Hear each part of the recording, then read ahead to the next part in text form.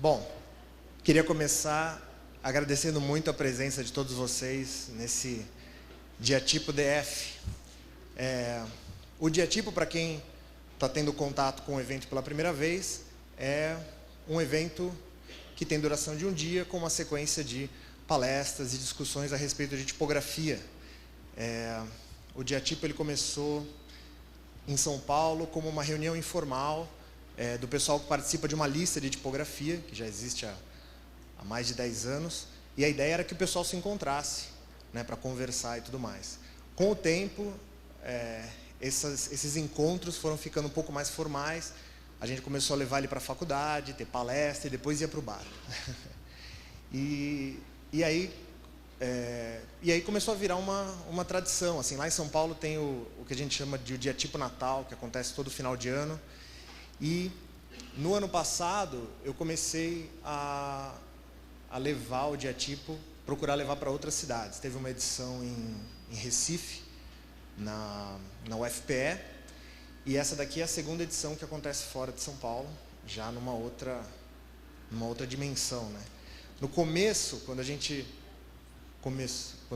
abriu as inscrições, eu estava super assim, receoso. Falei assim, pô, será que a galera vai comprar a ideia, né, do evento? Não digo também a respeito do pessoal que veio de fora, né? E aí depois, com o tempo, o pessoal começou a se inscrever e hoje vocês estão todos aqui.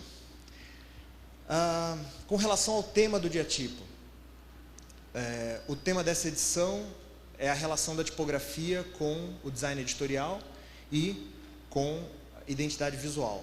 Geralmente o tema do Diatipo ele é selecionado de acordo com oportunidades, né? A ideia é que o Diatipo reflita o que está acontecendo também em relação à tipografia. Então, por exemplo, no Diatipo do ano passado, no Diatipo Natal, teve uma situação onde tinham 3 pessoas lançando livro relacionados à tipografia. Então, era uma situação, o Diatipo convergiu para promover essa ocasião. E aqui a seleção, o tema foi se adaptando também às oportunidades de falas, de palestras que estavam acontecendo. Então a gente tem aí a situação da marca dos Jogos Olímpicos, com o pessoal da Tátil, e aí assim que eu soube da seleção da marca, procurei entrar em contato com eles, com o Fábio, o Daniel, para que eles pudessem vir falar um pouco sobre isso também. O Hag tem trabalhos recentes da Dalton Mag relacionados a Nokia, o Boticário. Então, de acordo com o que está acontecendo, a gente procura adaptar e montar esse conteúdo.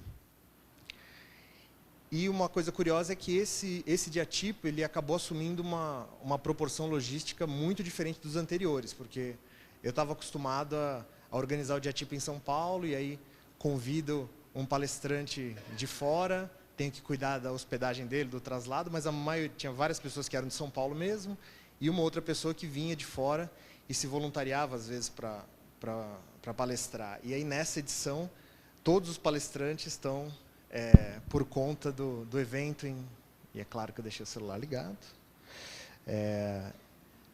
todos estão por conta do evento de traslado e hospedagem. Então, isso fez o evento crescer na estrutura.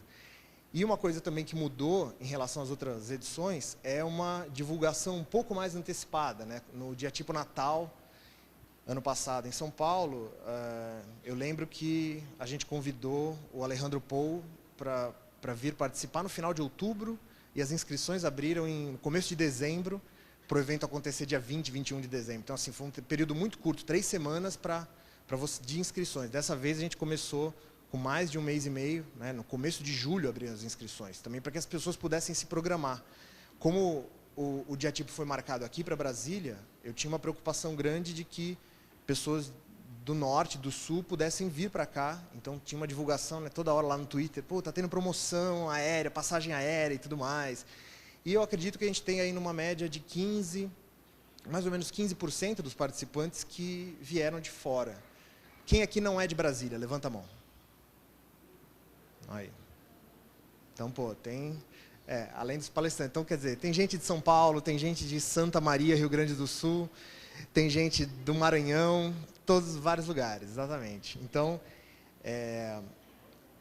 eu estou feliz por ter possibilitado essa reunião dessas pessoas de várias regiões aqui em Brasília. Então, vamos lá. Alguns agradecimentos para esse Diatipo. Tem mão de muita gente, né, que está ajudando até agora a viabilizar esse evento. O primeiro agradecimento é para Daniela Garrossini, que é professora aqui na UNB, amiga, e que foi o primeiro contato para, quando veio a ideia de fazer o Diatipo aqui, a questão principal era o espaço, onde vai ser. Aí, uma vez, conversando com ela, a Dani falou, ó, pode chover canivete, mas o auditório está reservado para o Diatipo no dia 27 de agosto. Aí eu já fico mais tranquilo, e aí a gente consegue montar toda a outra estrutura. Por tabela, agradeço ao Departamento de Desenho Industrial e à Faculdade de Tecnologia, também que está cedendo espaço, e o Departamento de Desenho Industrial por ter apoiado o evento também. Agradeço também a todos os palestrantes que aceitaram o convite de vir aqui falar um pouquinho sobre tipografia.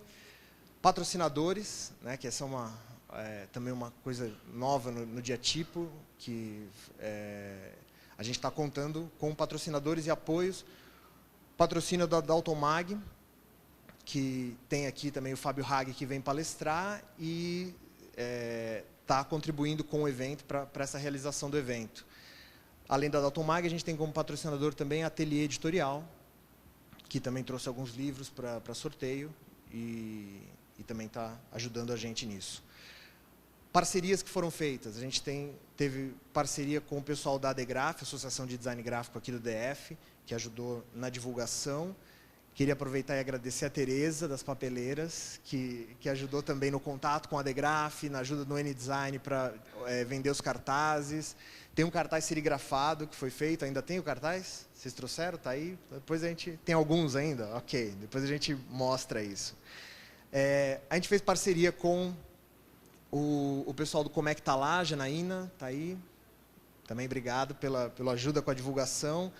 A Central Park, que cuidou dos crachás, banners, material impresso do evento. E a Planalto Bitar também para a hospedagem do pessoal que veio de fora. É difícil conseguir hotel aqui com preço ok. Assim. Foi um dos desafios da organização, a gente não achava um hotel que aceitasse, e as tarifas eram sempre mais altas. A gente chegou num hotel que permitiu fazer inscrição gradativa, com valores. Eu acho que isso contribuiu. E também um super agradecimento ao pessoal do Grande Circular, que é o escritório que foi o meu braço direito aqui em Brasília. Toda a identidade visual é deles, o site, e eu queria pedir uma salva de palmas para eles, por favor.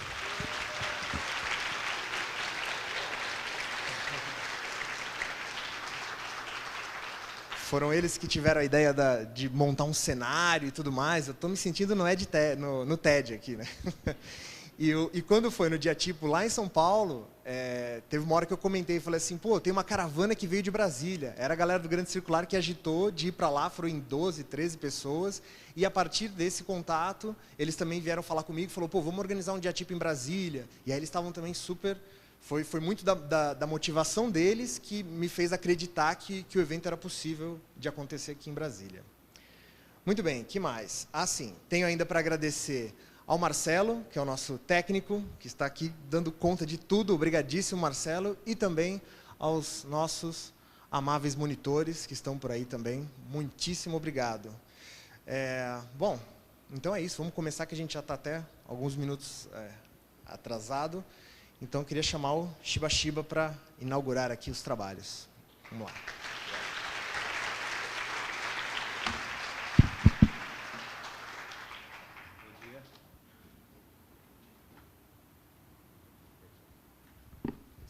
Bom dia. Hoje eu vou falar um pouco sobre um dos meus clientes, que é a Vista. Para quem não conhece, é uma revista de skate, uma das 3 grandes revistas de skate do país. Ela tem distribuição gratuita, ao contrário das outras 2 concorrentes. E hoje a gente tem uma equipe enxuta, como sempre foi. São 4 pessoas. Eu sou o diretor de criação e designer. A gente tem um diretor de fotografia, que é o Flávio Samelo, que é fotógrafo e artista plástico. A gente tem um diretor e e um redator. Então é uma equipe bem enxuta, ninguém trabalha in-house, a revista não tem escritório, cada um trabalha da sua casa, do seu home office. Tudo é lidado por Skype ou por e-mail, então é uma equipe que trabalha de uma forma um tanto diferente das que a gente está acostumado. Mas apesar disso, as coisas fluem bem. A gente tem uma tiragem bimensal, que é distribuída na maior parte em São Paulo, e o que sobra vai para Porto Alegre, Rio de Janeiro, Curitiba e algumas outras capitais. O que vocês estão vendo aí é a nossa última edição.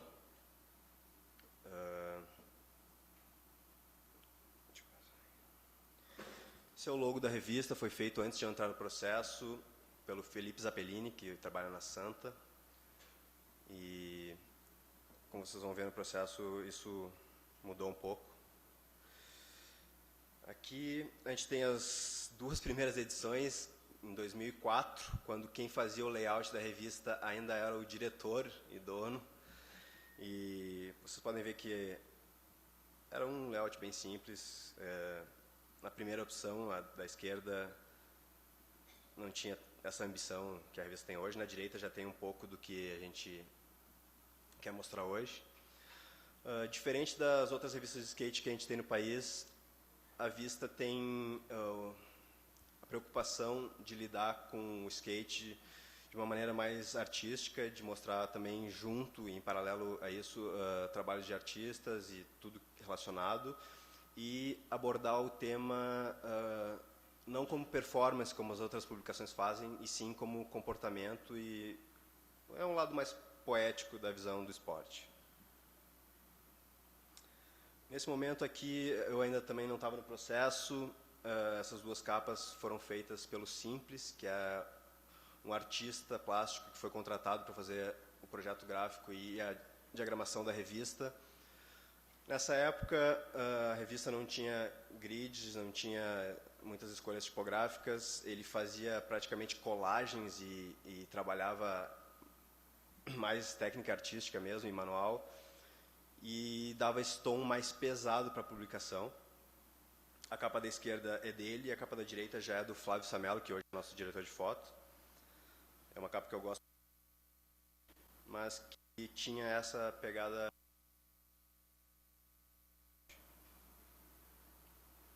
Aqui dois outros exemplos de como essa linguagem foi desenvolvida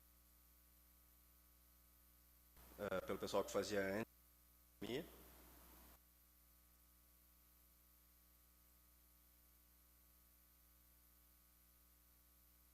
Foi chamado pela para problemas com esse tipo de processo mais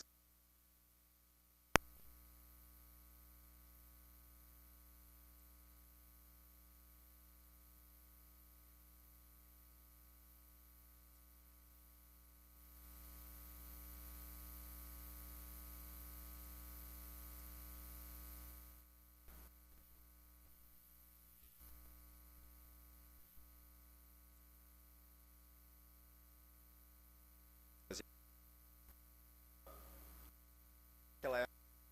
O nosso estúdio eram 4 sócios, 4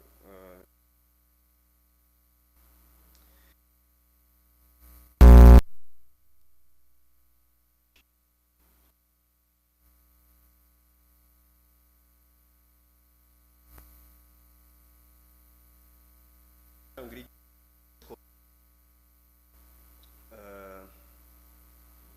Para quem conhece, ele é um grid bem simples, não chega a ser um grid complexo, mas que resolvia bem esse problema que a direção tinha.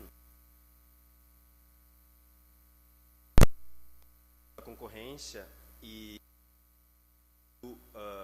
caminhar junto dessa linguagem que a nossa escolha tipográfica fosse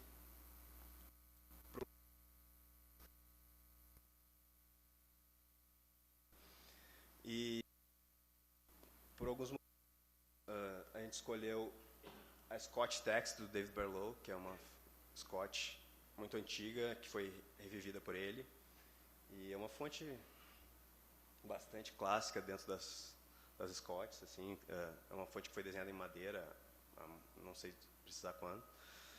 E no bloco de texto é uma fonte que deixa o bloco bem pesado, assim, então, e trazia um pouco desse tom mais clássico que a gente queria dar para a revista, mais catálogo de arte e menos revista contemporânea mesmo.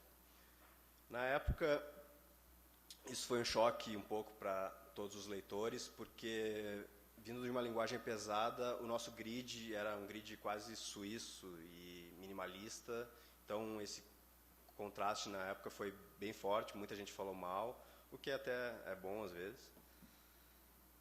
A nossa fonte de display na época era a Beho Eagle, também, do David Berlow, que também é uma fonte muito antiga, que foi desenhada em madeira e que, apesar disso, aplicada da forma que a gente aplicou, dá um tom bem contemporâneo.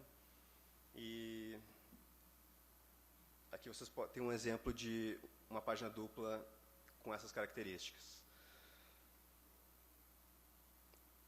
Nosso grid com 3 colunas, um abre, a chamada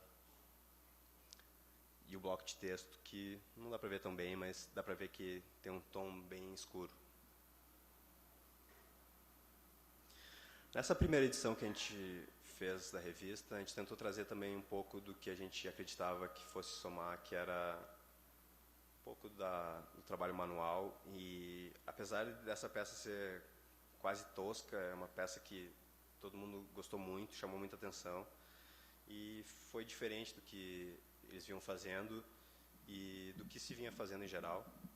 Eu até hoje gosto bastante disso, apesar de serem formas quase grosseiras, tipograficamente. Essas aqui foram as 2 capas que a gente fez ainda no meu estúdio Lava. A da esquerda foi a primeira, um pouco mais dura ainda, quando a gente ainda não estava acostumado com o processo da revista e da linguagem. A segunda já foi um pouco mais para onde a gente queria que a revista fosse. Tem uma intervenção ilustrativa em cima de uma foto, tem um tom mais solto, um tom mais brincalhão, que é o que a vista é para o skate brasileiro hoje. Assim. E nessa mesma edição, na segunda edição, eu senti falta de ter um tipo feito para a revista, assim, mesmo que fosse uma coisa mais simples, eu achei que isso daria um tom mais autêntico. E eu, no processo, enquanto a gente diagramava, eu comecei a rabiscar umas ideias. Aí vocês podem ver um sketch bem solto. Enquanto eu estava trabalhando, eu consegui fazer isso em paralelo, assim. Dá para ver algumas ideias do que eu imaginei. E essa fonte, aqui já tem um teste quando eu passei essas ideias já para o FontLab. Dá para ver que ainda é um RAF bem solto, tem muitos erros, não tem kernel, não tinha leading. Aí era uma primeira etapa durante o processo da revista, foi bem rápido. Mas eu imprimi essa folha que deu para ter uma ideia do tom que a gente queria dar. E foi com essa instância que ela foi impressa. Aqui vocês têm um exemplo de como ficou nessa segunda edição.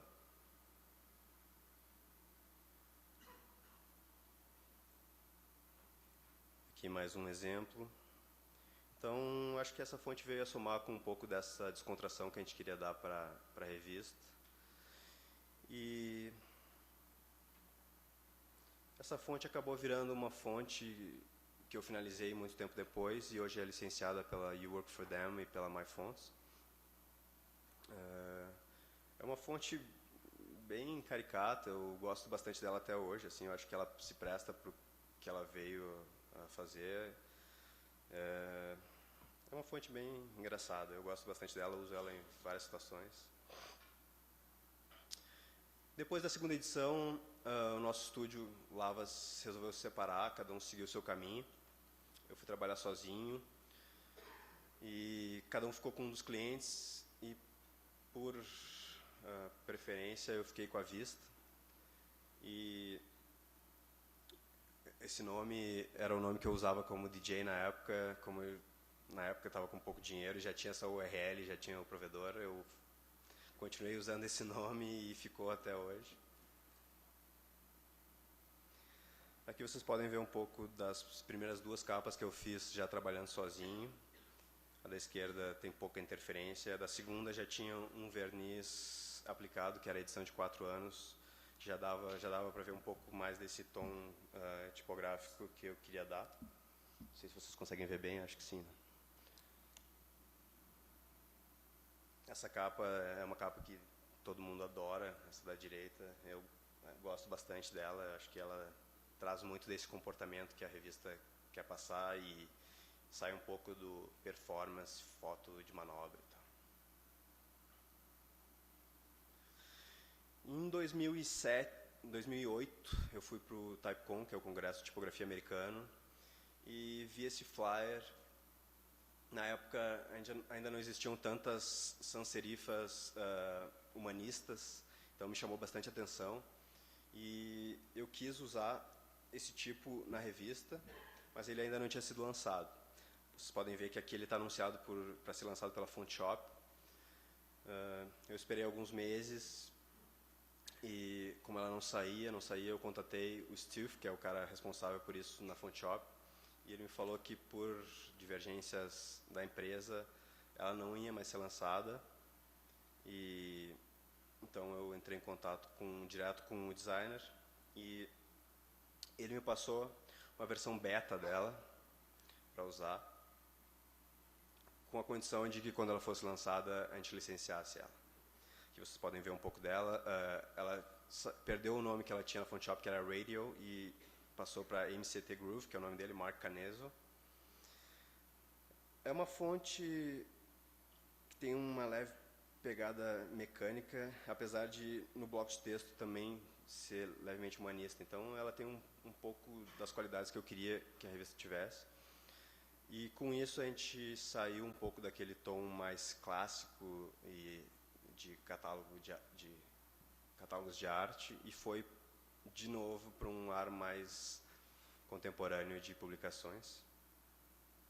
Ao mesmo tempo, esse mesmo designer, Mark Caneso, estava lançando a MCT4, que é uma display bem pesada, e eu achei que tinha tudo a ver. Ele me ofereceu para usar junto no mesmo projeto, e eu aceitei, obviamente.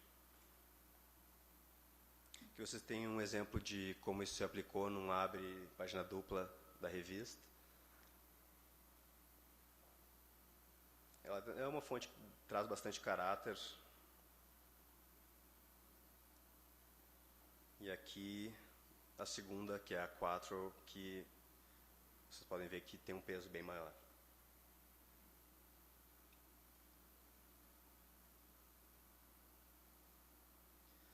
Nessa página simples dá para ver como elas funcionam em paralelo, numa página que tem bastante mais conteúdo, uma página bem mais pesada.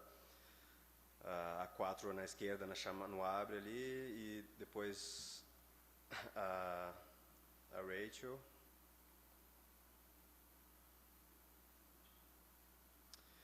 No ano seguinte, eu voltei para o Congresso Americano de Tipografia e a abertura do congresso foi feita pelo Sagmeister. Logo após a palestra, ele estava assinando o seu novo livro. Eu entrei na fila e, quando eu cheguei lá, o livro já tinha acabado e eu fui de qualquer maneira para falar com ele. Perguntei se ele não me receberia no seu estúdio, já que na próxima semana eu ia estar em Nova York. Ele me deu o contato da pessoa responsável. Eu falei com ele e ele me disse que os grupos, que eram de 4 a 5 estudantes ou designers, eram fechados muito meses antes, mas que, como eu era do Brasil, eles me receberiam. Então, na próxima semana, eu tive a sorte de visitar o estúdio. É uma experiência muito legal, porque eu gosto muito do trabalho dele e ele lida com isso de uma forma muito bacana. Ele recebe grupos de 4 a 5 pessoas, serve uns drinks e aperitivos na parte superior aberta do estúdio. É um estúdio muito bonito, pequeno, mas muito bonito. Ele se apresenta, ele fala um pouco do trabalho dele e depois ele dá a chance de cada estudante ou cada designer se apresentar e apresentar uma peça que ele analisa e critica. Eu apresentei a revista Vista e, naquele momento, ele teve 2 sugestões para fazer. Uma que eu me apegasse um pouco menos ao refinamento tipográfico da revista e talvez desse mais atenção para a capa. E a segunda seria que a gente deixe, já que como a gente não é vendido em banca, a gente é distribuição gratuita, que a gente deixasse de usar o logo na capa e talvez usasse um lettering diferente para cada capa.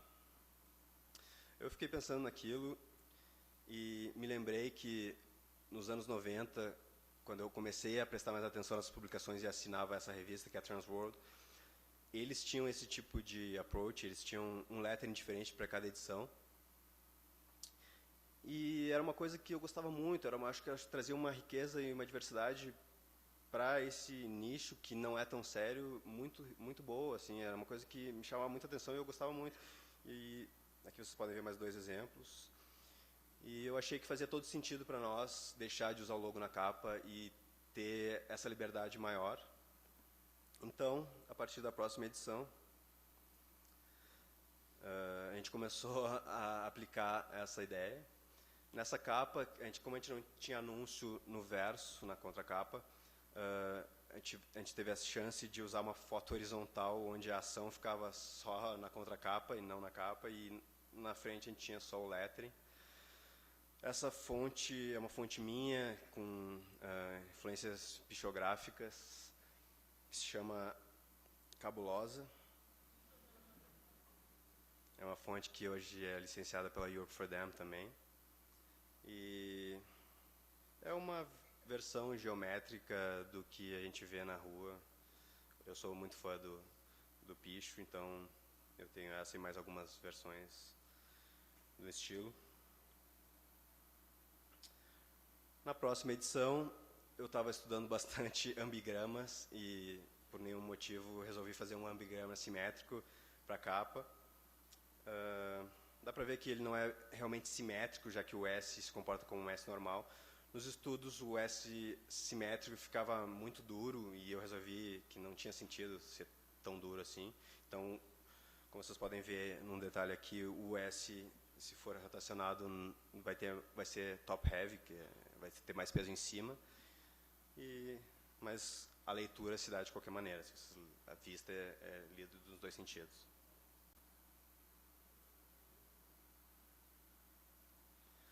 Na próxima edição, eu tive a ideia de usar esses etiquetadores na capa, mas usar uma fonte dessas que representa isso era muito bobo, não fazia nenhum sentido.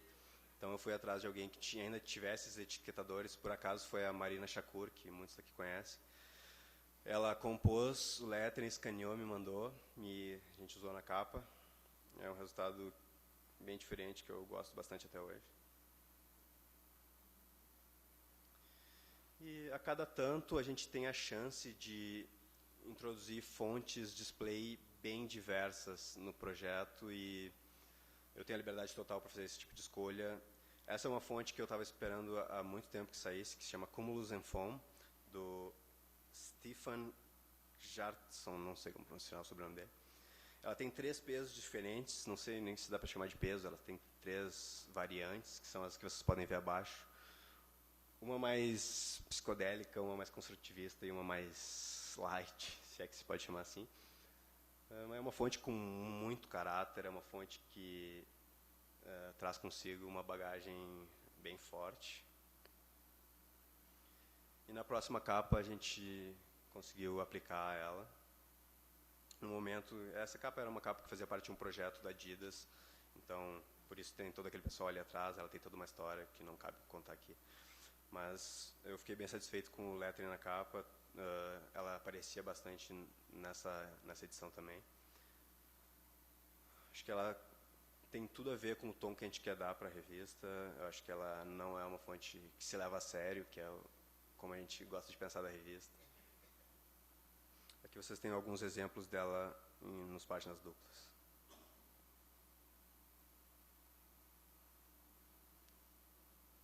A versão mais light, com certeza, dá um tom mais limpo, as outras dão um tom mais pesado.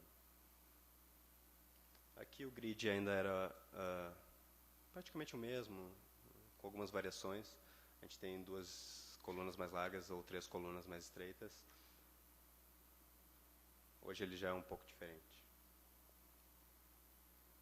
A parte de folhos da revista e a parte de microinformação varia de edição para edição, eu tenho essa liberdade, então cada edição muda isso, vocês podem ver que isso aparece de formas diferentes. Essa é uma capa que a gente também tinha um anúncio que abria na contracapa e a parte interna dela a gente não podia botar nenhum outro anunciante, então eu sugeri que a gente rodasse uma foto horizontal. Então, no flap posterior, a gente abre e vê a foto inteira, senão a capa é cortada ao meio. Eu queria uma solução bastante mais solta para esse lettering de capa e fui fazendo muitos testes e estava ficando muito duro, então eu tive a ideia de fazer com a canhota. Esse lettering é feito de mão esquerda, que traz um pouco disso que eu queria.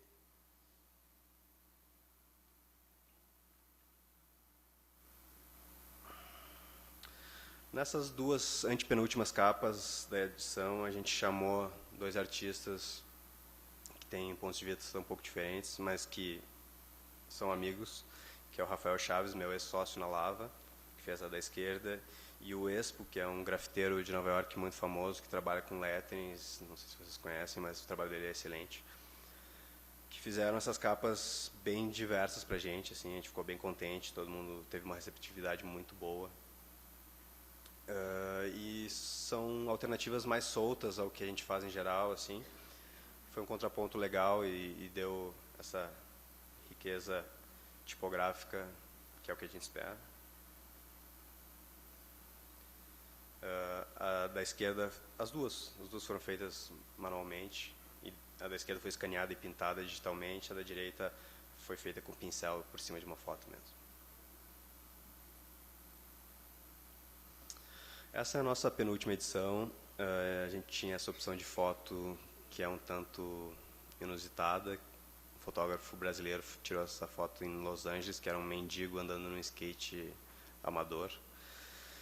E eu queria que, já que a imagem tem um tom tão pesado, a tipografia fosse justamente o oposto, fosse o mais leve possível.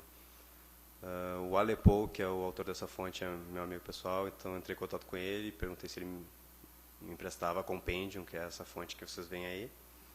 Ele me mandou. Aí vocês podem ter uma ideia melhor do que a fonte, que para quem não conhece, o trabalho dele é excelente. E é uma fonte muito delicada, que era o que eu queria para essa edição. Dá para ter uma ideia. Aí não aparece, mas ela tem milhares de OpenType features, ligaturas, ornamentos. É uma fonte realmente muito linda. Tem mais um exemplo de um abre de uma das nossas matérias da última edição. Nessa página dupla foi a mesma coisa, a foto era uma foto muito pesada e eu queria uma fonte que desse esse tom. A gente acaba por não ser tão rígido no nosso projeto gráfico. Tem fontes que entram e saem a cada edição, a gente tem essa liberdade, eu tenho essa liberdade de brincar com isso. E acaba que essa diversidade é que dá o tom da revista. Nessa última edição, eu estava estudando muito Supergraphics, que é o movimento arquitetônico americano dos anos 60. E isso aparece, obviamente, como influência nessa capa. Quando eu vi essa foto, que é do Fabiano Loquinho, eu achei que tinha tudo a ver. Era uma foto horizontal e, mesmo com corte, ela serviu para o que a gente queria. E foi nessa capa eu acho que eu consegui ir além do que a gente vinha fazendo, consegui ter uma saída bem inusitada e eu estou muito feliz com esse resultado. Eu precisava de uma fonte condensada para poder fazer isso que eu queria, então eu falei com o Silas Dilsworth, que é um type designer da Type Trust, que é uma foundry americana. Ele me mandou esse tipo dele, que é o Heroic Condensed, que é uma condensada muito bem executada, como tudo que eles fazem. E eu consegui bem o que eu queria, que era aplicar o nome da revista e as informações em corpos gigantescos e meio que atropelando a foto. Obrigado.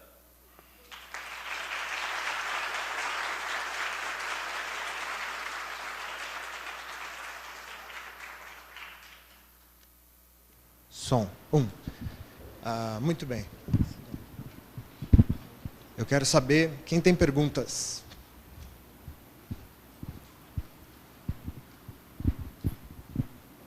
Ainda sobrou 4 minutos ainda, tá? Foi conciso.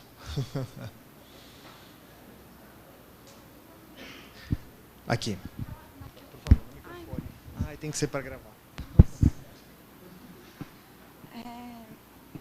Naquela capa do Expo, que ele faz tinta sobre a foto, ele pinta qual a tinta que ele usa e, assim, se depois ele escaneia a foto, se é em cima da foto, depois ele escaneia, qual é o processo? Qual tinta, não sei te dizer, assim, pode ser diversas tintas. Eu não tenho esse contato tão íntimo com ele para saber, mas é isso que ele faz. Ele faz manualmente, acho que ele fotografa, que hoje é uma solução bem mais fidedigna do que o escaneamento. Não, tem algumas lentes se prestam para isso e eles penduram. Geralmente, muitos artistas fazem isso. E quando é uma pintura maior, até fotografam em partes e juntam depois. Eu sei porque eu acompanho esse tipo de trabalho. Hoje se faz mais isso do que escaneamento. Tá bom, obrigada. Mais alguém? Perguntas para o Shiba Shiba?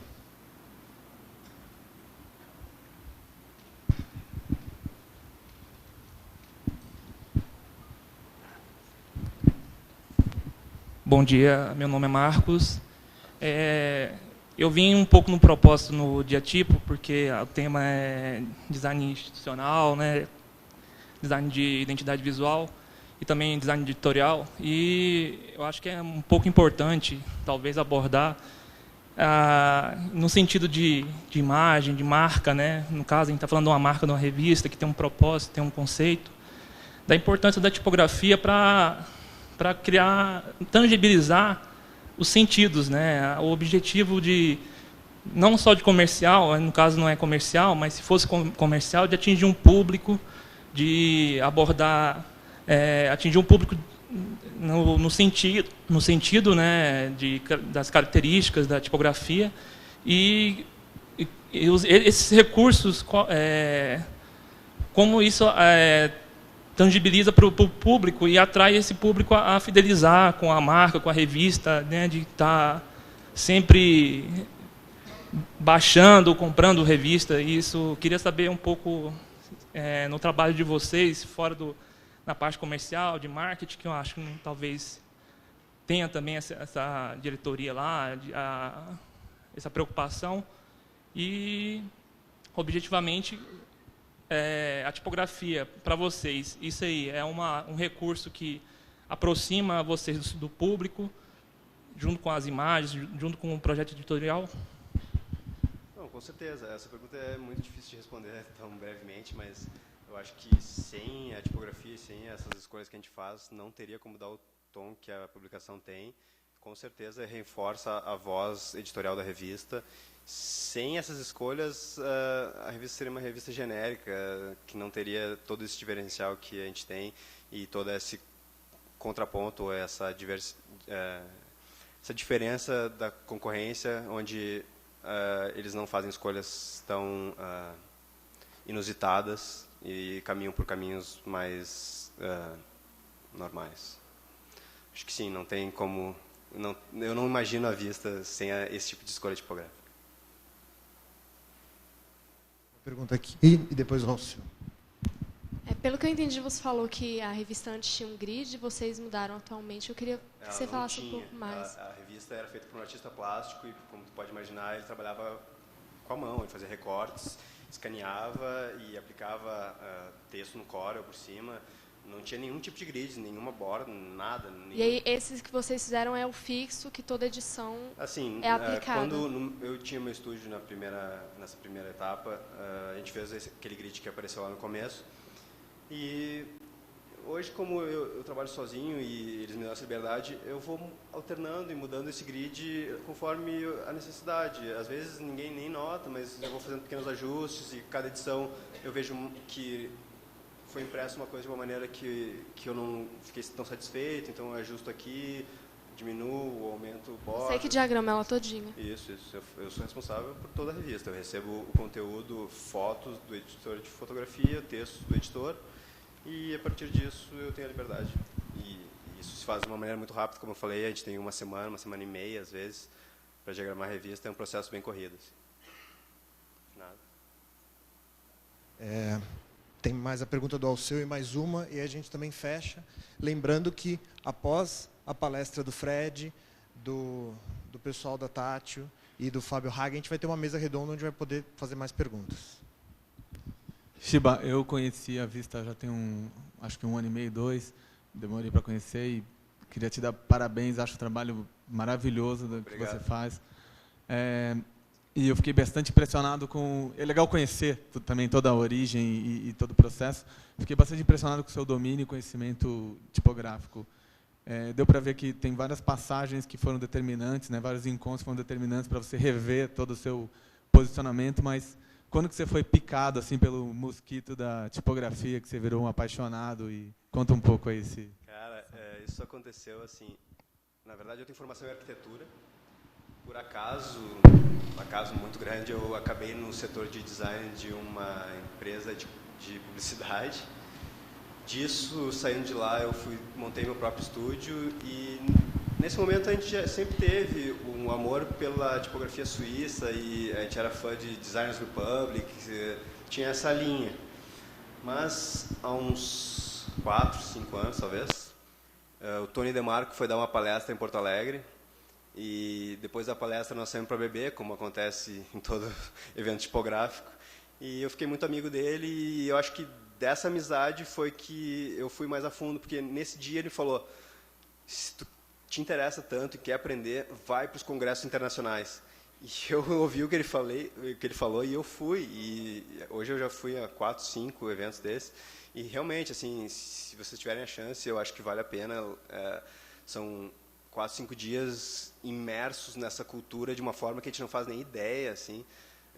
Lá a gente tem contato com qualquer pessoa, qualquer um, Eric Spiekerman, Schwartz, David Berlow, todas essas pessoas estão lá e é só chegar e cumprimentar e falar com eles. É surreal para quem vem do Brasil e está muito longe dessa realidade. Então, eu acho que foi esse momento, foi o Tony DeMarco que me botou essa pulguinha atrás da orelha. Oi. Primeiro, parabéns pela revista, não conhecia, assim, estou maravilhado, excelente, obrigado por nos proporcionar isso. Assim, como a revista em si, ela já é uma ruptura, né, com os padrões editoriais. Mas você ainda, pelo que eu entendi, você ainda preservava uma ortodoxia assim, no refinamento tipográfico.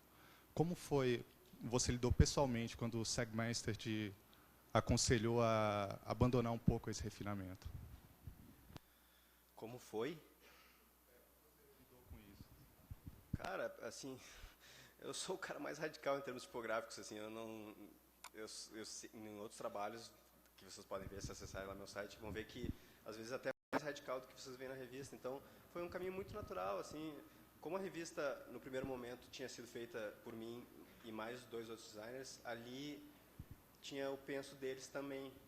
Mas nesse momento que ele me deu essas dicas, eu acho que foi uma coisa natural, assim, também do meu conhecimento tipográfico e de quebrar com essas regras, assim, é uma coisa bem natural, assim, não tem como explicar, acho que melhor que isso, assim, foi um caminho bem natural quebrar com isso e ir para caminhos menos ortodoxos, assim.